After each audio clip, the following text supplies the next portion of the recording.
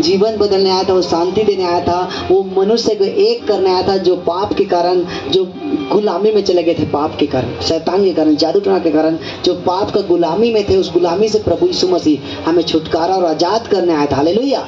जैसे कि भारत गुलामी में चला गया था, तो भारत में बहुत सारे खून और लहू बहाने के कारण छुटकारा और आजादी हुआ है, बहुत लोगों की कुर्बानी के कारण। उसी प्रकार यीशु मसीह ने भी कुर्बान दिया, आपके लिए कुर्बानी दिया। हालेलुया। अपने पवित्र लहू को, जिसके कारण आप गुलामी से छुटकारा पाए हो। इसीलिए जहाँ तो धर्म नहीं बदलता प्रभु, परंतु हमारा जीवन बदलता है। आपका क्या होता है कि आपका नशा से छुटकारा पाते हो, पाप से, बेविचार से, गाली गलौज से, बुरा संगति से आपका छुटकारा होता है। Hallelujah, hallelujah. और जब आप ठीक हो जाते हैं तो आप दूसरे को बचाते। लेकिन लोग नहीं जानते परमेश्वर को, उसके वचन को, उसके काम को नहीं जानते, इसलिए लोग धर्मों में जोड़ देते हैं और धर्म बदल रहा समझते हैं। ये धर्म क्या है बताऊं? जो सच्चा कर्म है यही धर्म है। धर्म का मतलब अच्छा कर्म ही धर्म है। मरोगे तो आपका कर्म ही जाएगा, धर्म नहीं जाएगा। ना आपका बॉडी जाएगा, ना आपका शरीर जाएगा, ना आपका पैसा जाएगा। जाएगा क्या? आपका कर्म जाएगा, आपका आत्मा जाएगा।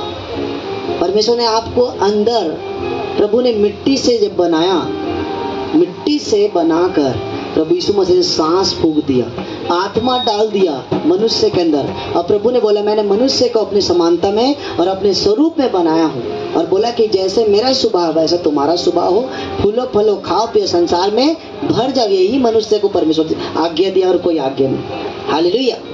2 नियम है। पहला नियम क्या था जो आज लोग करते हैं, ताबीज, धागा, बकरा बलि, नारियल, प्रसाद जो चल रहा है ना, ये पहले का रीति रिवाज है। मूसा के जमाना में जब व्यवस्था नहीं आया था, अब्राहम के जमाना, मूसा के जमाना में जब व्यवस्था नहीं आया था, जब बाइबल नहीं आया था, जब यीशु मसीह नहीं आए थे दुनिया में, तब हम ये सब करते थे। लेकिन अब सारा रीति रिवाज खत्म।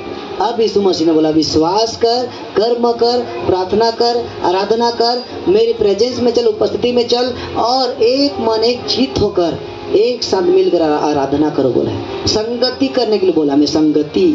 इसीलिए कलीसिया में, चर्च में एक साथ आराधना करते संडे के दिन। हालेलुया। और बंधन टूटता है। कुछ प्रभु को देना नहीं है, लेकिन संडे आकर आराधना देना है, आराधना प्रभु को महिमा करना है। हालेलुया। इसीलिए हर संडे आराधना होता है पूरे वर्ल्ड में, पूरे सृष्टि में।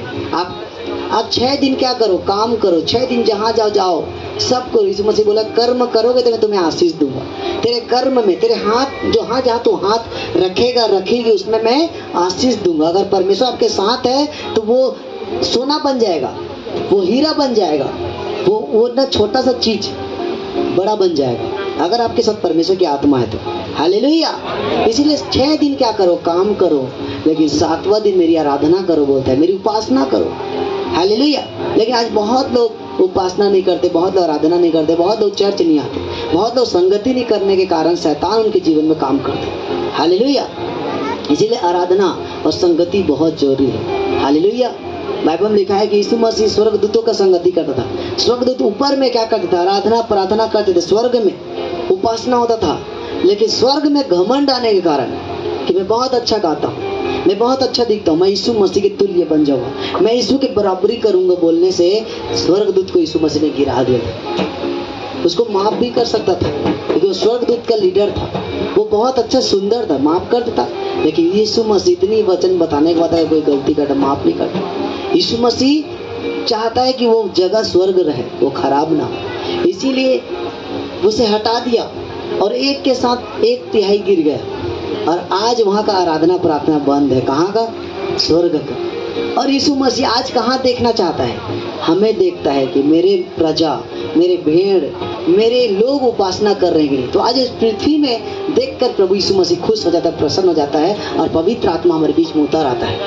इसलिए बोलते हैं स्तुतियों के बीच में विराजमान प्रभु।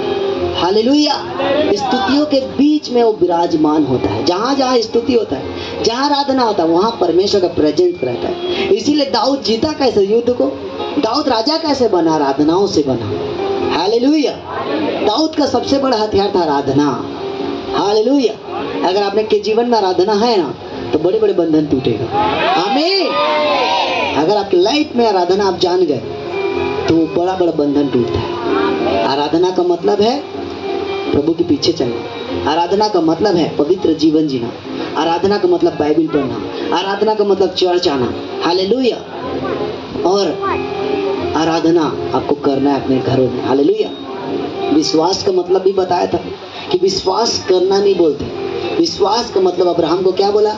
अगर तू विश्वास करता है तो मेरे प्रेजेंस में चल, मेरे आज्ञाओं को मान। विश्वास का मतलब है प्रभु के मार्गों में चलना, पवित्र जीवन, प्रार्थना करना, आराधना करना, विश्वास का मतलब।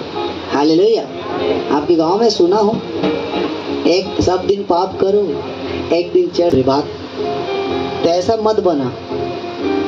सुने में आते तुम्हारे गांव में, अरे मैं माफी मांग लूँ प्रभु का ना, हफ्ता में जाके सब दिन कर्म करा, एक दिन माफी। ऐसा मत करो आप। रोज पश्चाताप करो, बल्कि क्या करो, रोज माफी मांगो। ऐसा नहीं पाप करे रहो चाहे ना करे, रोज प्रभु मुझे माफ कर, मुझे साफ कर, मुझे पवित्र कर, रोज बोलो। अगर रोज आप प्रभु से बात करोगे, रोज प्रार्थना करो, रोज अपने आप को प्रभु के हाथों में सौंपोगे, तो आपको पवित्र पवित्र पवित्र करेगा, शुद्ध कर देगा। प्रभु ने क्या, दाऊद क्या बोल रहा था जानते हो?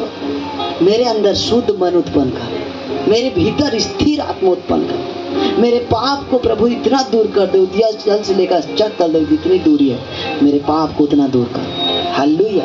दाऊद ऐसे प्रार्थना कर रहा था, मेरे अंदर से पवित्र आत्मा मत छीन, सब छीन ले, लेकिन पवित्र आत्मा मत छीन प्रभु। तो सबसे बड़ी बात है पवित्र आत्मा। अगर पवित्र आत्मा आपको नहीं मिला है, या पवित्र आत्मा नहीं पाए हो, या पवित्र आत्मा का स्वाद नहीं चखे हो, तो आप एक अनाथ के समान। चर्च आना बेकार है, आराधना करना बेकार है, प्रार्थना करना बेकार है। तो पवित्र आत्मा से आपको भरना है।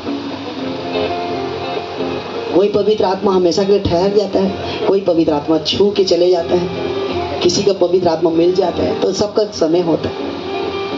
इसीलिए पवित्र आत्मा किसी को छूता है, किसी के अंदर रह जाता है, किसी को वरदान से भर देता है, किसी को टच करता है, किसी को चंगा करता है, किसी को पवित्र आत्मा कुछ अलग अलग काम करता है। हालेलुया।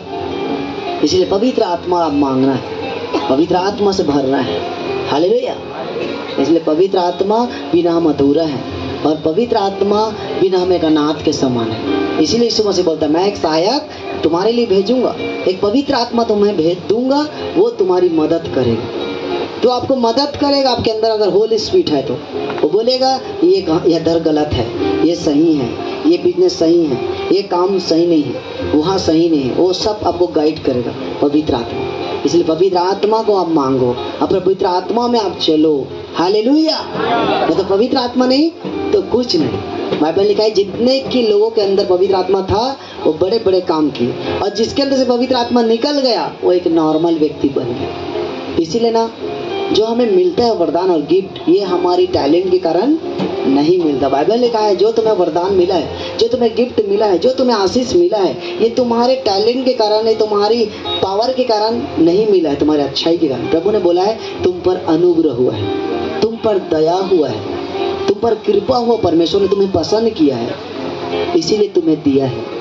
मैं तुझको पसंद आऊं कि मेरे दिल को भाए, ऐसा मुझको बना, ऐसा मुझको बना।